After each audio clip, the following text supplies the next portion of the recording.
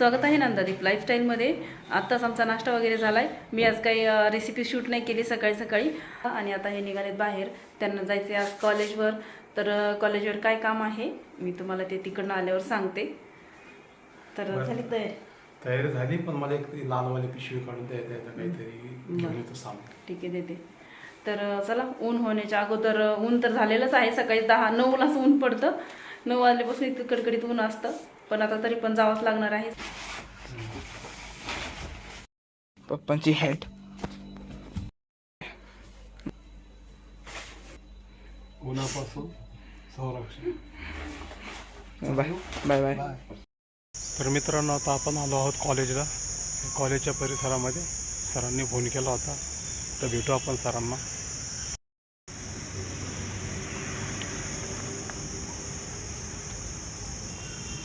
Phone होता येताना, पण इथं खूप या कॉलेजमध्ये झाडं वगैरे खूप लावलेली आणि खूप छान असं गार वातावरण आहे। सरांना मी आता इतक्यातच फोन केला, आता सर येतीलच।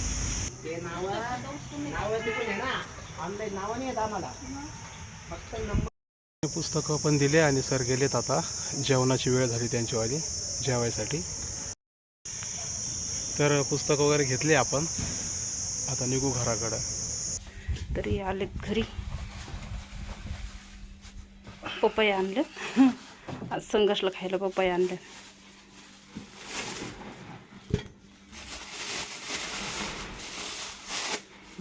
धुवून घेतलं म्हणजे फ्रीज मध्ये ठेव।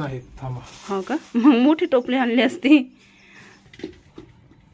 अरे मला वाटलं 2च आहेत म्हणून मग मी छोटंच टोपलं घेतलं। अजून आणलीत पुस्तकं।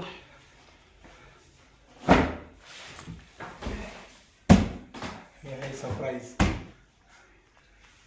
पुस्तक आणले आम्हाला अभ्यास करायला।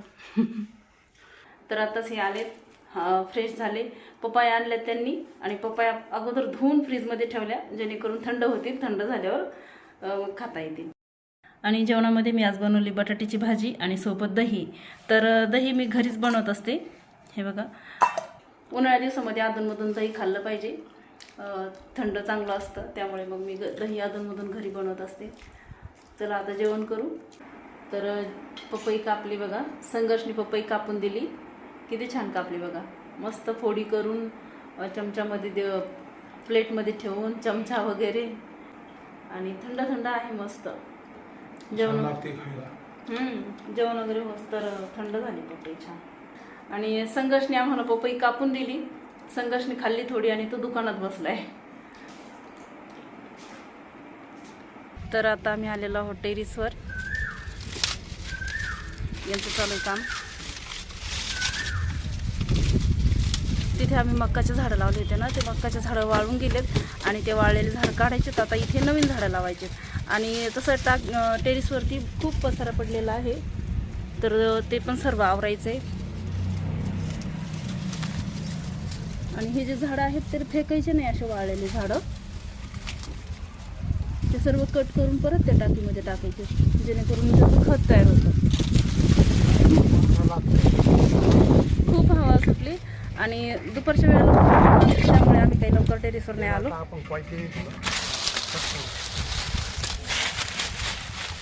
तर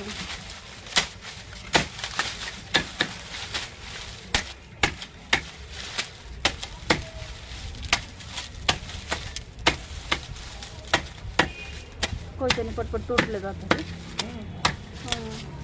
म्हणूनच मग ते ठेवलं होतं। मला काही तोडता नसतं आलं एवढं व्यवस्थित। सायंकाळच्या वेळेला छान वाटतं, वरती मस्त शिरवाळ पडले आणि खूप छान हवा सुटली। आम्ही रोज संध्याकाळी येतो आणि ते खाटावर बसतो। आणि भरपूर झाडं होते इथं, तिथे लावलेले होते झाडं, पूर्ण झाडं ते खराब होऊन गेले। आणि आता ते सर्व आम्हाला माती या टाकीमध्ये टाकायची आणि मग हे पण त्यामध्ये टाकायचे कंपोस्टसाठी।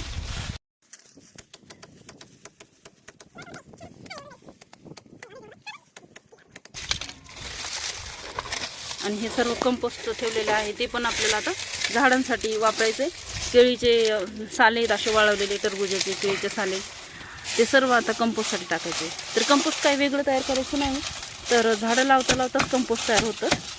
जर वेगळं करायचं असलं तर मग गवऱ्यांचं किंवा मग केळीच्या केळीच्या साल्यांचं मिक्स करायचं नाही, केळीचे साल वेगळे राहू द्या, ते मला लागतात वेगळे.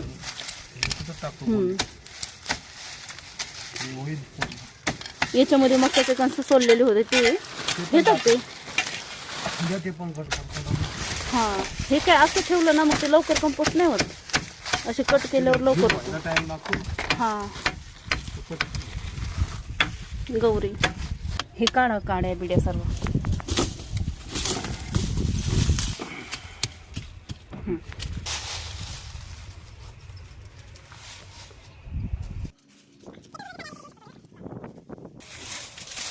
आणि याच्यात बघा कांदे.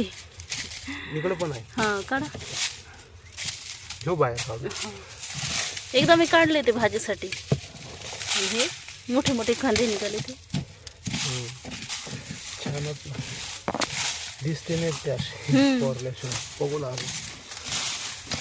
त्या साईडला होते, इकडे बटाटे होते. आहेत का खाली? नाही आता.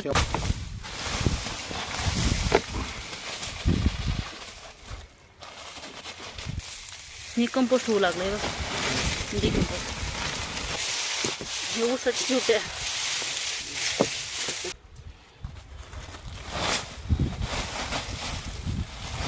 शेंगाच्या पाणी, शेंगाचे साले.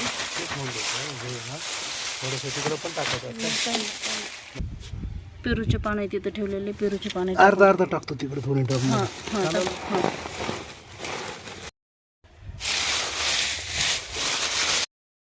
तर आता ते एकटेच काम करतायत, मी पण त्यांना काम करू लागते आणि सर्व काम केल्यावर मी तुम्हाला दाखवते आम्ही काय काम केलंय. आणि इथे ठेवलेत केळीचे साले वगैरे जमा करून. पाऊस येण्याची शक्यता आहे, हे झाकून ठेवू. टाका ड्रॅगन फ्रूटला पाणी. तर आता इथे आमचं बरंच काम आवरलं आहे. पूर्ण काम आवरलं असं म्हणता येणार नाही, कारण की गच्चीवर झाडू मारायचा राहिलेला होता. पण सायंकाळची वेळ झालेली आहे, त्यामुळे आम्ही झाडू उद्या मारणार आहोत. आणि आज काय काम केलं आहे मी तुम्हाला सांगते. या ज्या 2 टाक्या आहेत त्या टाक्यांमध्ये आम्ही काही झाडं लावले होते, तर ते झाडं वाळलेले होते, त्यामुळे काढले आणि त्या टाक्यांमधली माती खालीवर केली. त्यामध्ये किचन वेस्टचा कचरा टाकला. त्यानंतर काही कुंड्यांमधली माती त्यामध्ये टाकली. पाऊस येण्या अगोदर कुंड्यांमधल्या मातीला देखील ऊन देणं गरजेचं असतं, त्यामुळे मी यामध्ये दुसरे झाडं लावलेले नव्हते. आणि ते झाडं सुकल्यानंतर कुंड्यांमधली माती खालीवर केली, त्यामध्ये किचन वेस्टचा कचरा टाकला, त्यानंतर त्यावरती माती टाकली. तर आता आम्ही बरेच कामं आवरलेत आणि राहिलेलं काम उद्या सकाळी करू, कारण की आता उशीर झाला आहे. खाली पण जायचं आहे, स्वयंपाक करायचा आहे. संघर्ष एकटाच बसला आहे दुकानामध्ये. तर आजच्या ब्लॉगमध्ये इतकंच. ब्लॉग आवडला असेल तर लाईक करा, चॅनलला सबस्क्राईब करा. पुन्हा भेटूया अशाच एका नवीन ब्लॉगसोबत नंदादीप लाईफस्टाईलमध्ये. तोपर्यंत बाय बाय.